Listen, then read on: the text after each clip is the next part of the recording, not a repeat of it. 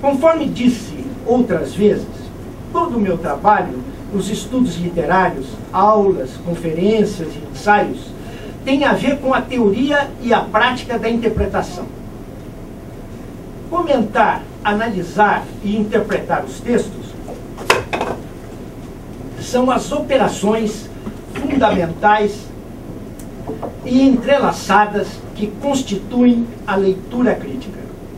A ela me dediquei no começo do meu curso na Maria Antônia, quando procurei um caminho para o entendimento das obras literárias que desde o primeiro momento tinha de analisar sem que houvesse uma direção clara para tanto. Por onde começar? Essa questão, par où commencer, a que Roland Barthes daria a resposta da análise estrutural nos anos de 1970, se colocou para mim como uma questão prática das tentativas de integrar estilística, sociologia e psicanálise, como Starobinsky, de Eliot e do New Criticism anglo-americano, Empson, Brooks, Blackmore, do formalismo russo. Foram anos de muito estudos. E como diria meu querido amigo Sérgio Miceli, derrubei as estantes.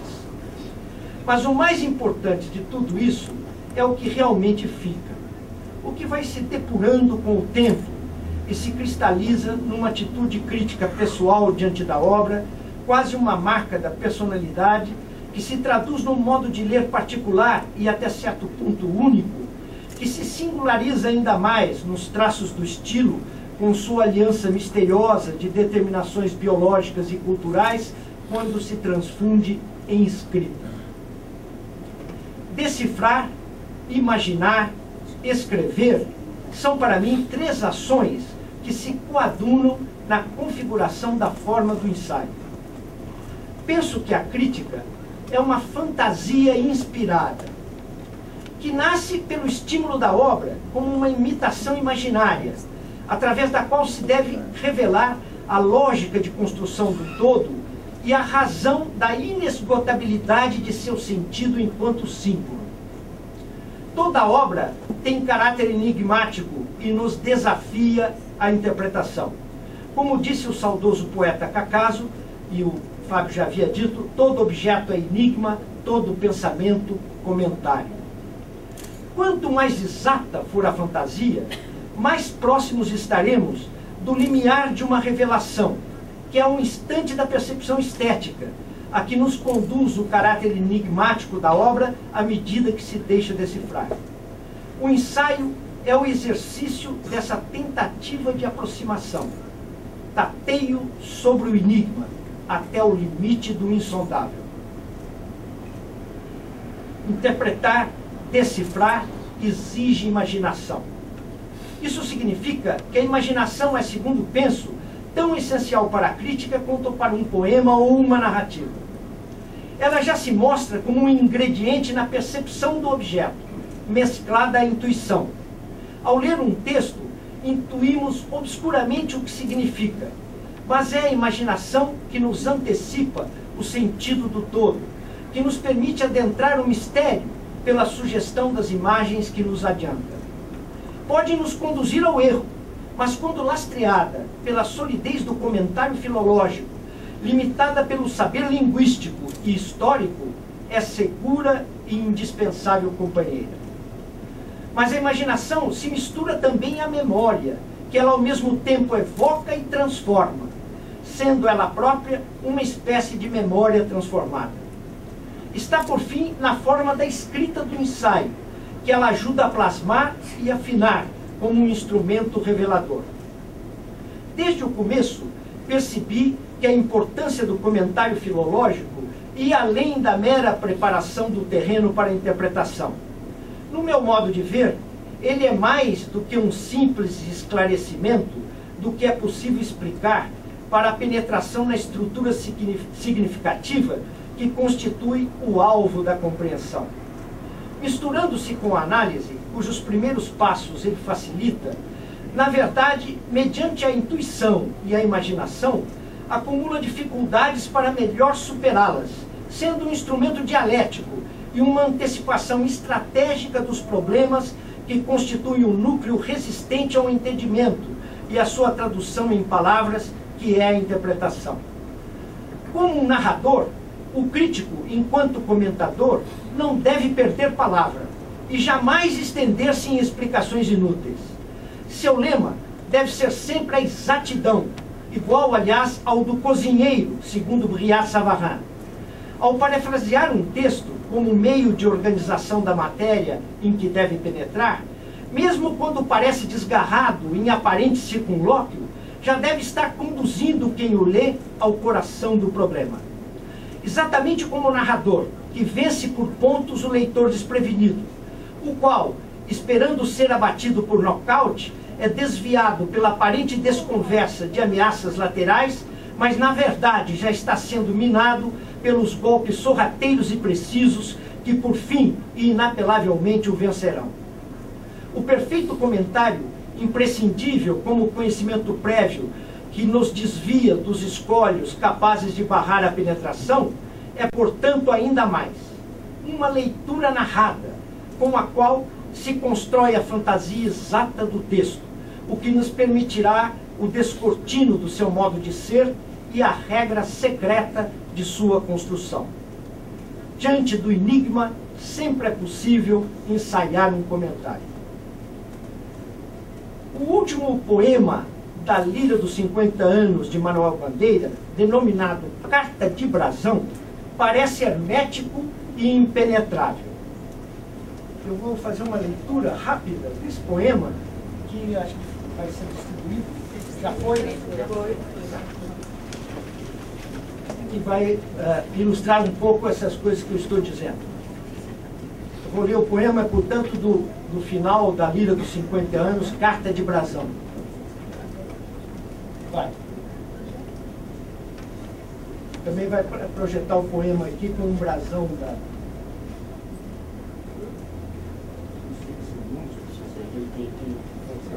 Eu vou lendo enquanto... Vou ler o poema. Escudo vermelho, nele uma bandeira quadrada de ouro, e nele um leão rompente, azul, armado. Língua, dentes e unhas de vermelho, e a haste da bandeira de ouro. E a bandeira com um filete de prata enquadra, paquife de prata e azul, elmo de prata cerrado, guarnecido de ouro, e a mesma bandeira por time. Esta é a minha carta de brasão.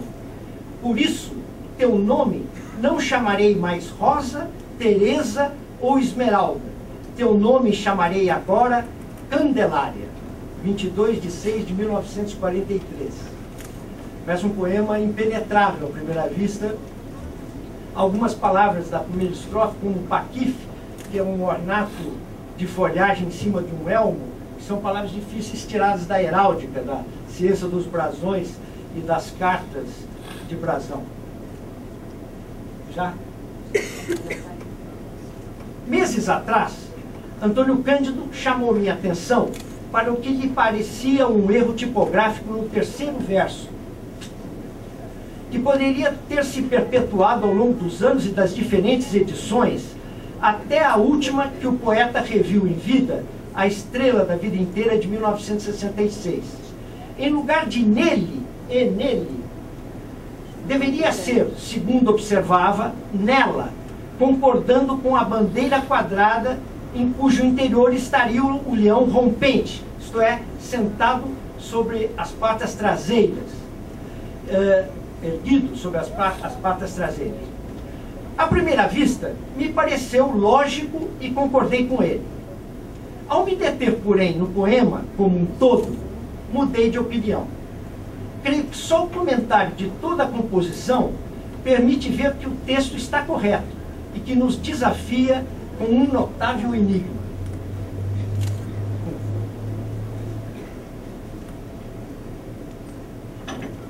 O poema é composto de duas estrofes irregulares de versos livres, a primeira com 12 versos e a segunda com 5. Trata-se basicamente de um poema imagético ou pictórico, poesia que lembra a pintura, em cuja primeira parte vem descrito o escudo da família Bandeira, mediante figuras, ornatos e cores apresentados com termos precisos de heráldica. estão reproduzidos exatamente no brasão, que é parte do escudo total. Nossa. Que aí está. A segunda estrofe, após resumir essa descrição como a carta familiar do poeta que nos fala, misteriosamente vincula ela, por isso teu nome, o processo de nomeação de uma mulher, Candelária. Que mistério permite ligar a figuração que representa o nome do poeta ao nome de uma mulher? Seria esse belo e luminoso nome, Candelária, o da amada?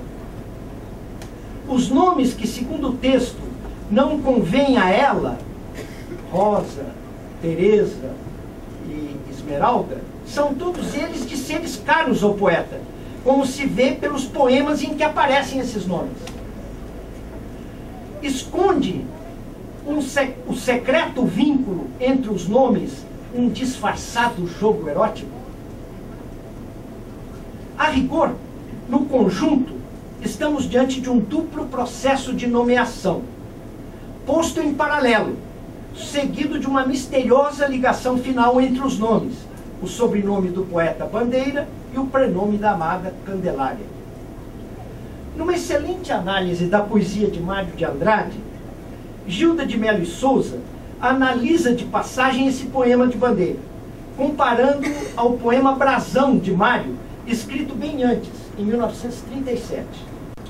Destaca especialmente, na primeira parte, a secura e a frieza heráldica da descrição geometrizante de Bandeira, a maneira descarnada da pintura moderna, na qual ressaltaria apenas, cito a Gilda, fortuito trocadilho entre o timbre do brasão e o sobrenome do poeta, Bandeira e Bandeira.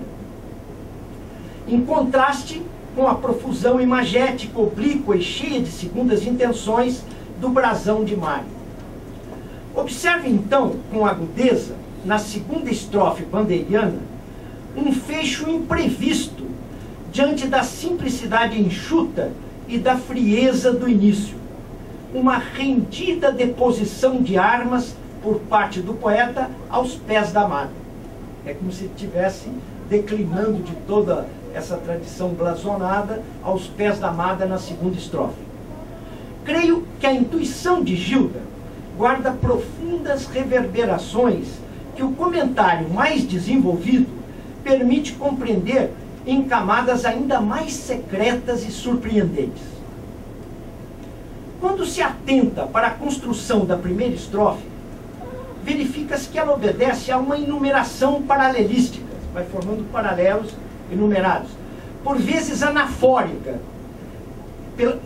Isso significa pela repetição dos mesmos termos iniciais, sobretudo a conjunção aditiva e, como no caso da expressão que suscitou a dúvida de Antônio Cândido, e nele. Esta repete, na verdade, o padrão anterior, reiterando o esquema construtivo do princípio do poema. As figuras vão se encaixando no mesmo modelo, com independência, formando um paralelismo regido pela simples coordenação dos termos, que o constituem e funcionam como frases autônomas. Toda a construção é paratática, ou seja, coordenada, não há verbos nem subordinação. E as imagens parecem boiar suspensas no branco da página, dispostas como figuras e cores no espaço, em áspero recorte geométrico e contrastante, como nos quadros cubistas. Parece um quadro cubista. Essas florações imagéticas, que se estampam no espaço da página, mantêm, no entanto, entre si a relação oculta de uma história lacunar, esburacada, cujos elos, numa elipse mental, o poeta guardou em segredo.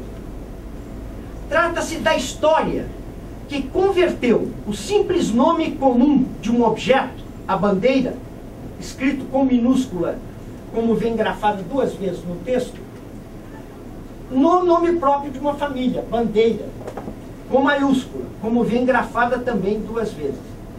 As figuras da heráldica convertem-se, por esse procedimento, em metonímias de uma realidade histórica soterrada, que é preciso desentranhar do passado perdido para que faça sentido o processo de nomeação a que elas aludem, as figuras da heráldica.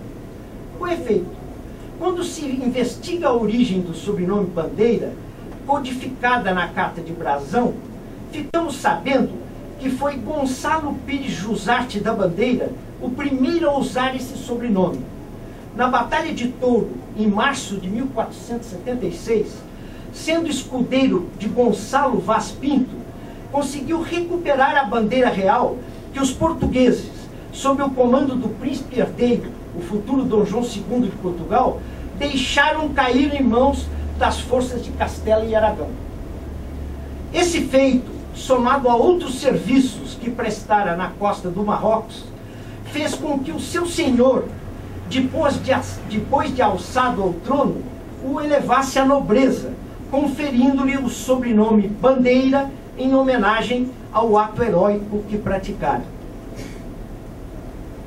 A linda palavra Candelária, feita de fogo e luz, já que remonta ao latim candela, que significa vela, designa também a santa, conhecida pelos nomes de Nossa Senhora da Luz ou das Candeias, e também por Nossa Senhora da Purificação, cuja devoção remonta ao episódio da história sacra da apresentação de Jesus no templo, aquela que pode purificar feito fogo.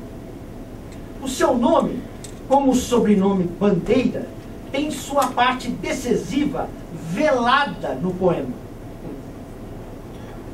A Virgem Candelária teria feito sua primeira aparição por volta de 1400 em Tenerife, nas Canárias, onde os nativos, encadeados por seu fulgor, ficaram paralisados de medo, e seu culto teria se firmado em Portugal desde o século XV, exatamente na mesma época histórica da origem do sobrenome Bandeira. Assim, fundadas no paralelismo entre as estrofes, as histórias paralelas e secretas dos nomes criam a base para o encontro aparentemente arbitrário e fortuito dos amantes, que acabam por se vincular, soldados mediante as palavras que os nomeiam, na unidade simbólica do poema, que conta sua história, ao mesmo tempo velada e luminosa, oculta e clara, perdida e reencontrada através dos nomes Bandeira e Candelária. No amor, encontro fortuito, o acaso se faz destino. Na poesia, as palavras e os seres que elas evocam tendem a se reunir em estreita unidade pela força da simples nomeação.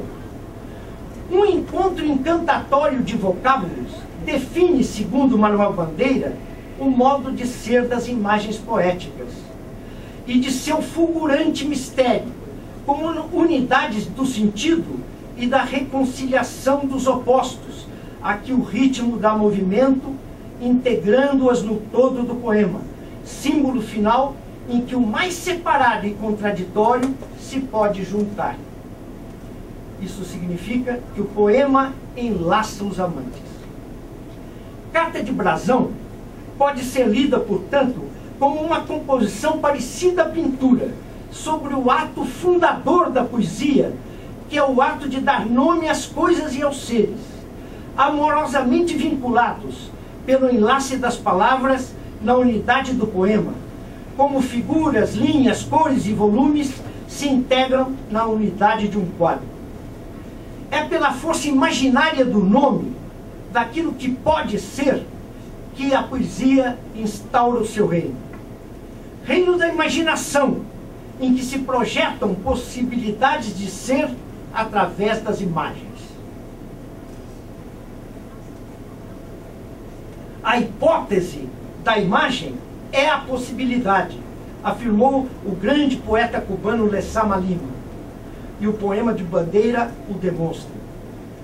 O comentário, embora sumaríssimo, nos permitiu vislumbrar, para além da explicação dos obstáculos ao entendimento do texto, o segredo maior do poema, que ao dar nome, inventa outro ser e outros possíveis, que podem ou não corresponder à realidade da história, mas sempre serão hipóteses de ser, como se fossem realmente. É por isso que, às vezes, confiamos mais na realidade de Dom Quixote que na de Cervantes. Por fim, é preciso acrescentar que na mudança da primeira para a segunda estrofe se dá um movimento de estilo característico de Manuel Bandeira. Como bem intuiu Gilda, há uma espécie de deposição de armas aos pés da amada. A meu ver, ocorre aí o gesto humilde de passagem do alto para o chão humilde, onde o poeta descobriu a poesia. Da nobreza e frieza heráldica das armas, baixa ao mais terreno das emoções, onde o fundo da história cristã, da santa, ainda reverbera, mas posto a serviço do jogo material e concreto das relações de amor simplesmente humano. Mas qual o destino da crítica, essa arte sutil e difícil de lidar com o sentido e a qualidade das obras nos dias de hoje, em que se subestima o prazer da leitura e vão rareando os leitores dos textos difíceis? Que sentido pode ter a exegese minuciosa dos textos, o esforço concentrado da leitura cerrada? Ninguém desconhece que o nosso mundo se tornou pouco literário, que a literatura perdeu de certo lugar hegemônico que ocupou na cultura do século XIX, ou até a importância que teve, entre outras artes, nas vanguardas do início do século XX e mesmo depois. Até o romance, gênero moderno por excelência, forma inacabada e voraz, aberta para as novidades do mundo presente, parece titubeante nos tempos que correm, frente à fragmentação da experiência histórica contemporânea, e tende a sucumbir às dificuldades de síntese ou de encontrar uma perspectiva coerente sobre uma matéria que lhe escapa das mãos. Ele mesmo, romance, vai se tornando assim um sintoma da perplexidade de nossos dias diante da aparente impossibilidade da criação de obras realmente complexas. O próprio destino das chamadas humanidades parece correr enorme risco. A expressão do que há de mais humano no homem tende a se obliterar em face da universalização dos interesses particulares do mercado e da avalanche de mercadorias que ameaçam soterrá-la e se impõem como medida da globalização necessária. As artes duvidam das raízes particulares ou regionais que sempre as nutriram em nome de um universalismo abstrato, levadas pelo ramerrão do sempre igual que as arrasta para o sorvedouro das facilidades comerciais ou das glosas de efeito do kit. Se um presidente de uma nação vem visitar-nos, não cita Machado de Assis, Drummond, Guimarães Rosa ou Clarice, mas Paulo Coelho. A arte detida e rudimentar da leitura, que Menard, o personagem de Borges, teria enriquecido com a técnica nova dos anacronismos e das atribuições errôneas, parecerá a muitos um arcaísmo em meio aos novos veículos dos textos que disputam espaço com o livro, cujo futuro se julga incerto como o dos jornais, antigos difusores da literatura.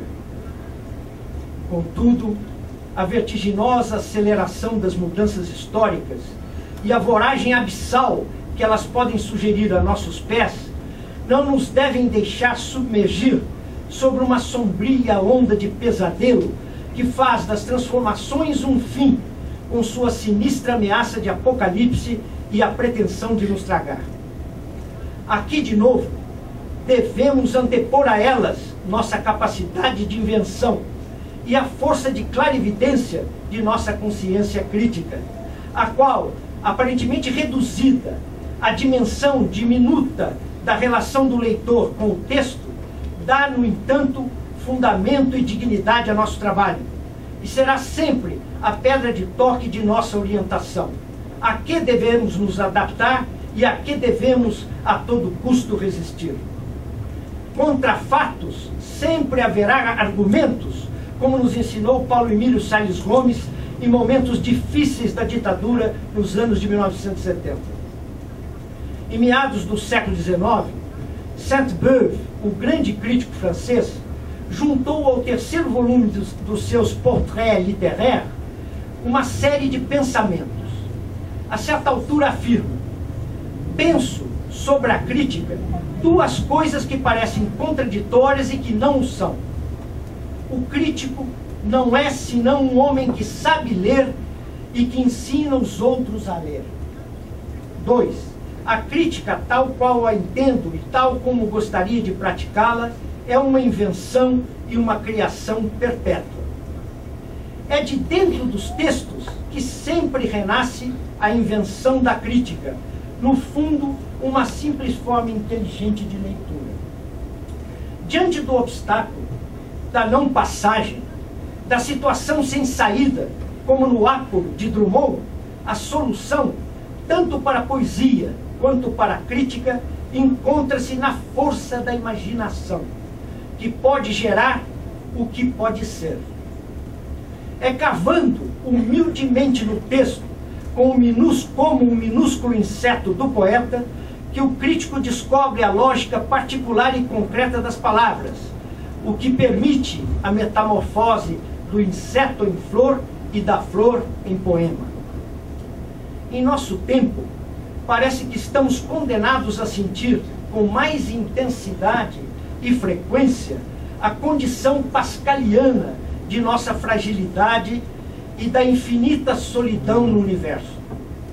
Vivemos a todo instante a desconcertante proximidade entre o infinitamente grande e o infinitamente pequeno, uma assombrosa experiência que o poema sempre soube condensar. Dentro de ti, em pequenas pevides, palpita a vida prodigiosa infinitamente. Acho que podemos todos sentir essa enigmática força da poesia de dizer o todo no mínimo. Nela ainda confio, apesar de todas as perplexidades. Para um simples agradecimento, levei-os um pouco matreiramente da memória de minha aldeia e do escrutínio de um pequeno texto às vastas dimensões dos problemas de nosso tempo e do universo. Peço-lhes perdão pelas muitas voltas desse discurso que lhes prometia a brevidade.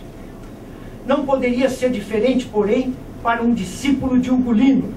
Não me refiro, de certo, ao Ugolino de Dante, perdido eternamente nos círculos infernais de sua tragédia, mas o meu Ugolino, caçador elegíaco, que viu perder-se intacta no ar a mais bela, a única, a última perdiz de minha terra.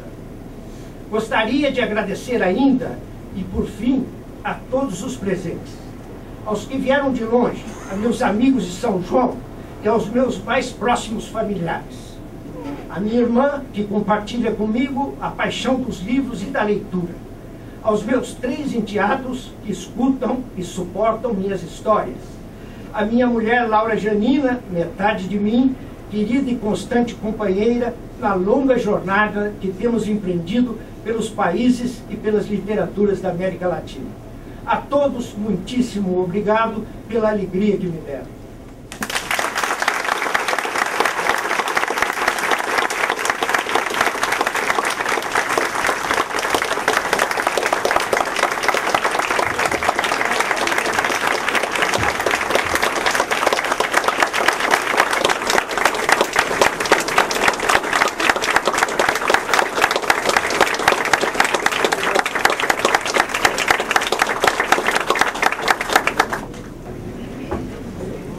Passamos a palavra à professora doutora Sandra Margarida Nitrini, diretora da Faculdade de Filosofia, Letras e Ciências Humanas, e representando neste ato o magnífico reitor da Universidade de São Paulo, o professor doutor João Grandino Rodas, para o encerramento desta solenidade e agradecimentos. Bom, antes de encerrar essa cerimônia, eu gostaria de passar mais uma vez a palavra ao professor Davi, porque ele vai fazer um convite. Então, os nossos colegas vão oferecer do departamento e fora dele, ex-alunos, comos e bebes aí no Clube dos Professores. E todos estão convidados a tomar um copo de vinho também. Muito obrigado. Tem aqui ao lado. Professor, então, logo a seguir, então, um encontro no Clube do Professor, numa recepção oferecida pelos colegas e amigos do professor Davi. E neste momento, eu declaro em nome do reitor da Universidade de São Paulo, professor Dr. Grandino Rodas, finalizada esta cerimônia que teve um toque todo especial e que aguçou a saudades dos seus ex-alunos que gostariam de ter o professor muito mais frequente nessa faculdade, oferecendo as suas aulas, as suas palestras, inclusive para os alunos atuais. Então, uma obrigada a todos.